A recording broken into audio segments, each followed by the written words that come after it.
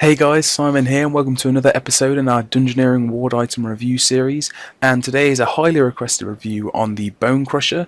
Now I'm not sure exactly why everyone was desperate to know about the Bonecrusher. I know it's a widely used tool, but everyone's really been saying it in the comments, so here it is.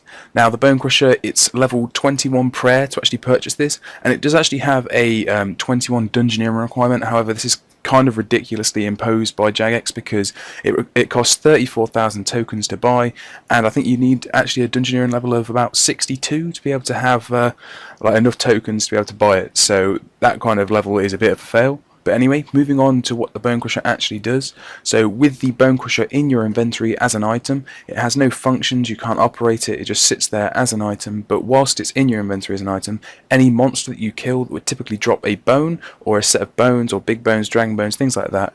They'll all instantly be converted into prayer XP, then leaving no bones on the ground. So this would be convenient for people that are not 99 prayer and wishing to train it, because you get basically free XP if you would either leave the bones on the ground normally, or it would save you time if you were to pick them up and then like bank them, or pick them up and just sort of bury them as you go along. So it saves time, or even just gives you free prayer XP if you wouldn't have buried them anyway. However, talking about the Bonecrusher is very easy. The best thing to do is see it in action. So the first thing to do is show you how this bone to prayer XP conversion actually works. As you see, I'm just killing men, and these would usually drop bones every kill, so these are just normal bones. But if you look at my XP counter, you'll see that obviously after I get the XP for killing the man itself, it will actually give me 4 or 5 prayer XPs. It gives 4.5 per go, and so it just instantly adds onto your prayer, and you see no bones are dropped whatsoever. Now you may be wondering where this might be useful. So say if you are killing creatures where you're more concerned about what is actually dropping rather than the bones itself, say if you're a low level and you're killing chaos druids for the herbs, then you're not going to be picking up the bones, and the bones can really just get in your way and you might not be able to see every single drop. So having something like the Bonecrusher would mean that these bones are not there to see, so even though it's giving you free prayer XP, maybe you just don't want to actually see the bones, they get in your way, and it means you can see your charms and your herbs a lot easier.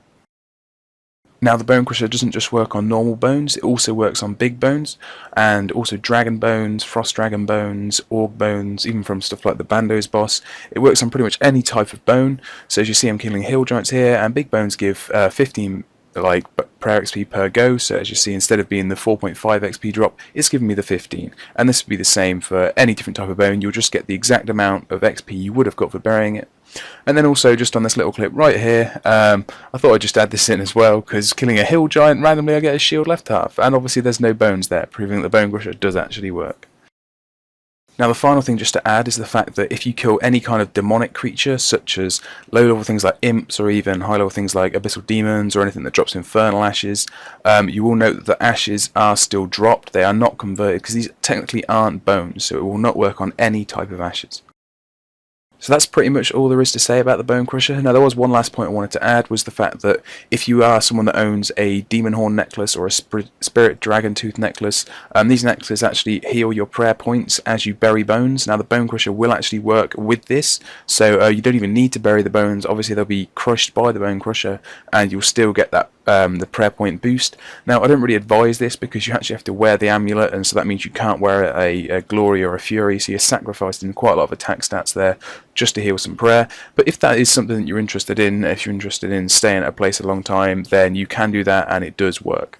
So just recapping the limitations of the Bonecrusher, obviously it works on every single different type of bone. However, it will not work on bonus drops of bones. So say if a creature drops normal bones and then it drops other types of bones as a bonus, it won't crush them. And then also stuff like a long bone or a curved bone, it won't crush them, obviously, because they're used to train construction and things like that. And then of course, as I said, any type of ashes won't get crushed. Also any bones dropped via the loot share system or the coin share system will not be crushed by the Bonecrusher, unfortunately. But apart from that, you're pretty much good to go.